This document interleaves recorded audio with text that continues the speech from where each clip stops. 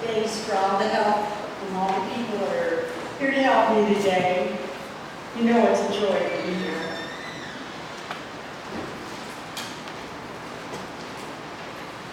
And you know you're going to hear a lot of scripture today because that's about the only thing I do know for sure. We opened part of our worship with the 13th Psalm. And if you want to turn in your few Bibles, you know, go ahead. If not, I just want to refresh your memory of a few of those words. And then I'm going to ask you if any of this sounds familiar. How long, O Lord, will you forget me forever?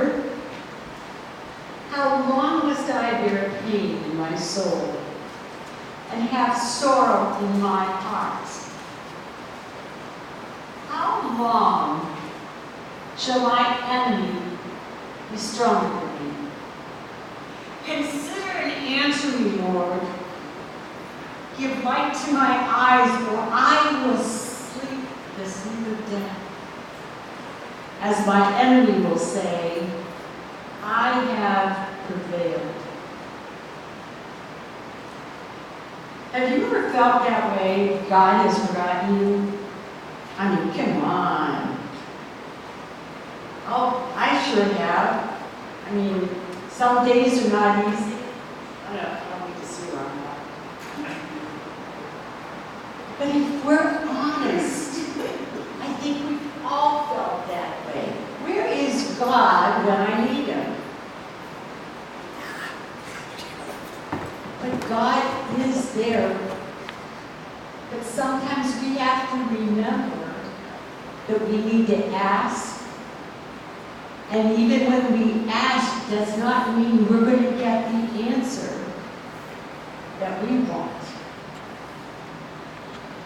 Because He knows what's best.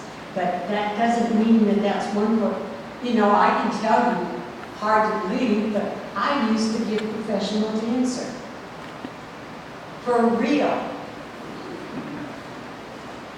You know, now I got this stick. Now I can real soft shirt for you, maybe. But, you know, I can't say I'm happy about it. I'm not happy that I can't drive anymore, but I bet you the police and everybody else are. They're going, hey, you Jesus. But there's a reason, and it's hard to understand. God didn't make this accident happen, but God gave me the choice. I could either like it or lump it. And so I chose to love it. No, I chose to try to make the best of it that I can. And so my life changed. Now I know my old buddy Dan Bentley over there asked me today. I know school, which I know but it's not. But he saw this sash that I'm wearing. And he asked me if it was because I drooled or my nose. That's what you said. And I said, no, at one time I was Miss America. I know you didn't think that.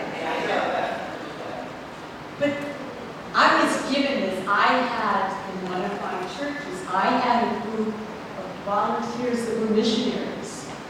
And they went to some islands, and this is literally handmade cloth and hand-dyed pattern.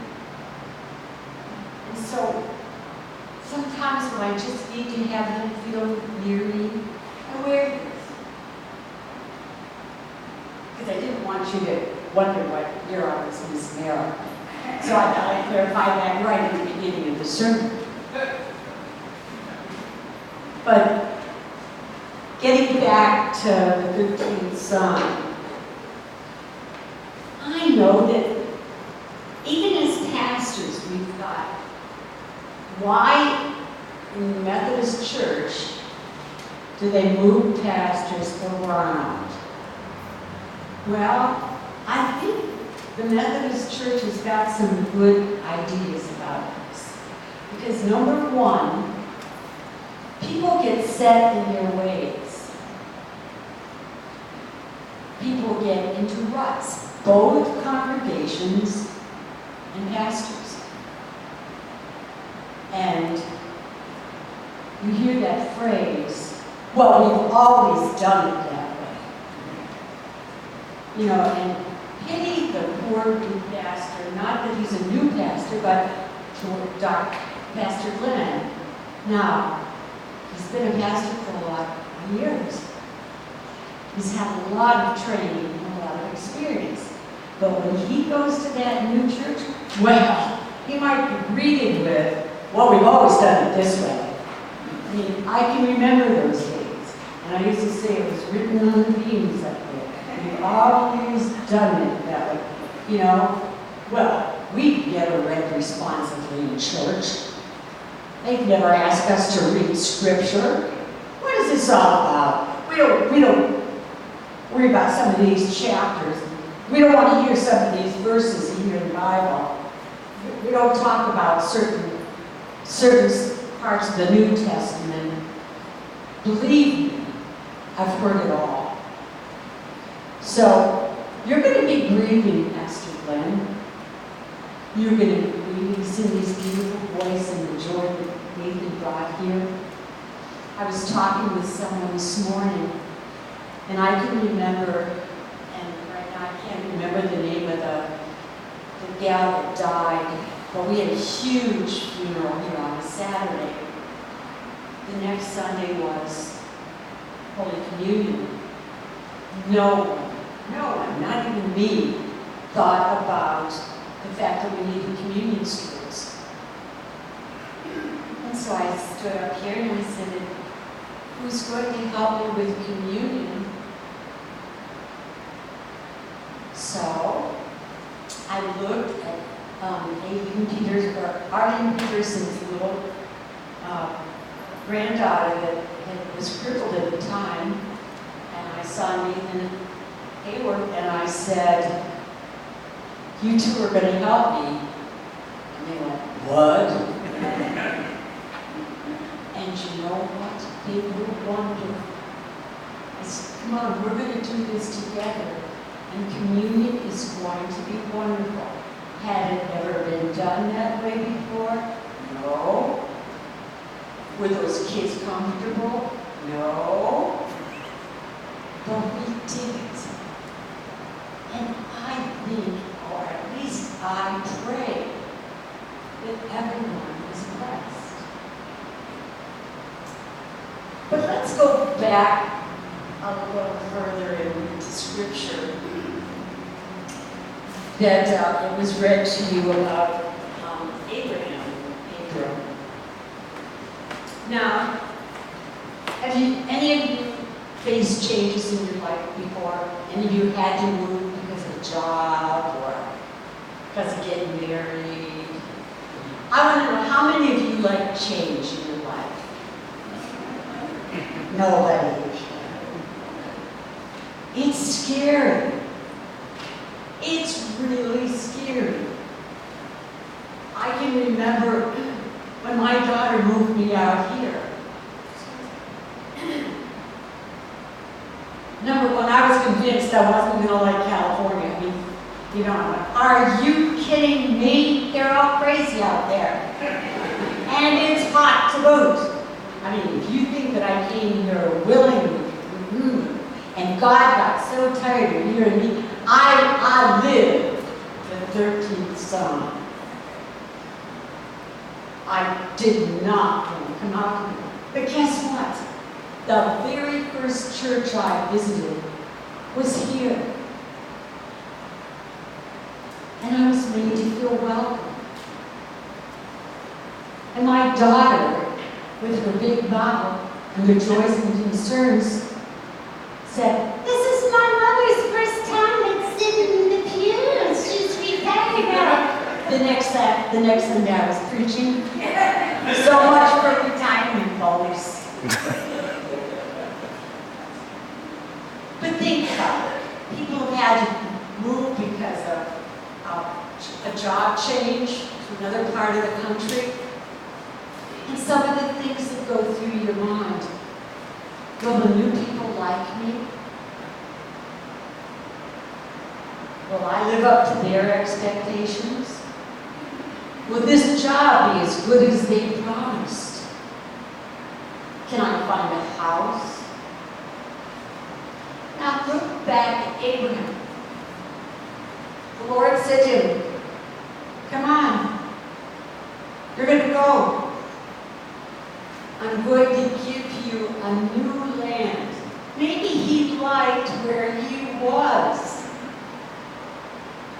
He had to pack. Now, tell me, I want to know everybody here that likes to pack to move. There is not a job that's worse than packing. Well, just imagine they had lived there all their life, and they didn't have a U-Haul or a van line to come and help pack them. They had to do all this, and they had to pack everything home. They liked where they lived. But God said to them, I want you to go to this new land that I'm going to give to you. And he made promises to them to become a father of nations. And you know, any guys here that are fathers, you think your own kids are enough. A father of nations, are you kidding me? But what did Abraham do? So then we move on to Matthew.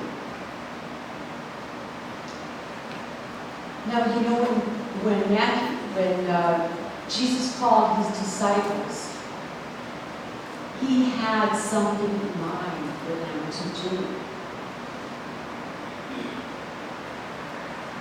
And they became a family of sorts.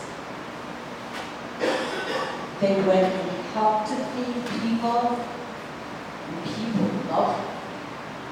And people that were sick, they came to Jesus, and he healed them, and they were loved. But not everybody loved Jesus and his disciples, as you can remember in Scripture.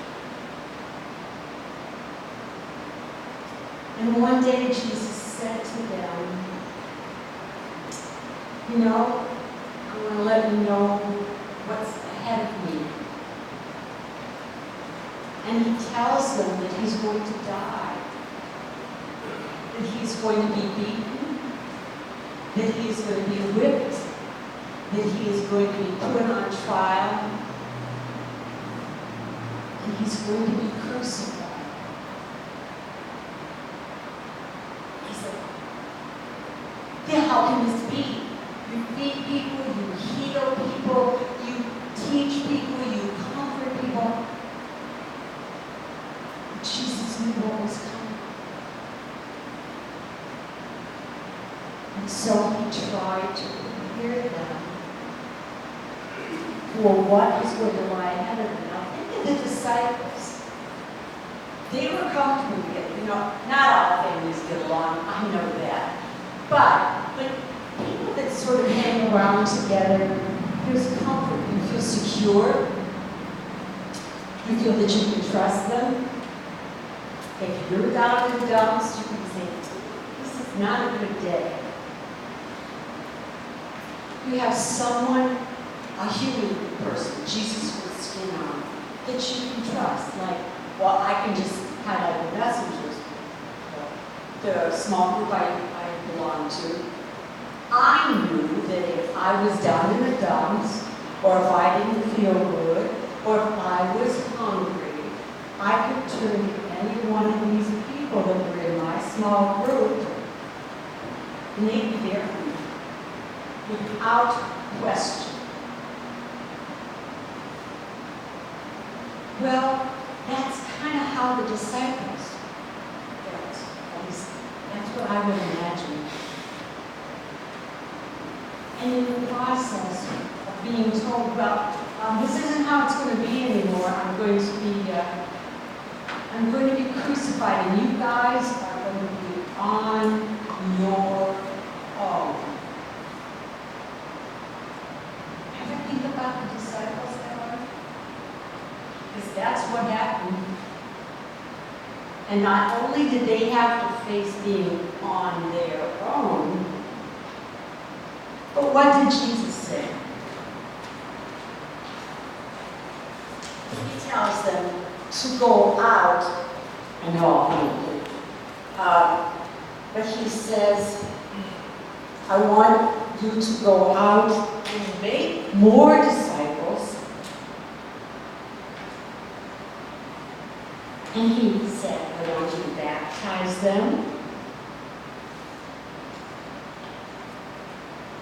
But the most important thing he said is, and remember, I am with you always. This is my favorite Bible verse, with the exception of a couple of Bibles, but this is my favorite, one of my all-time favorites, from when I was a little girl. I am with you always, whether it's going into surgery, moving from your old house to a new house, which might not be as big, it might not be as nice, or maybe going through a divorce, loss of a job, or whatever transitions your life faces, lo, I am with you always.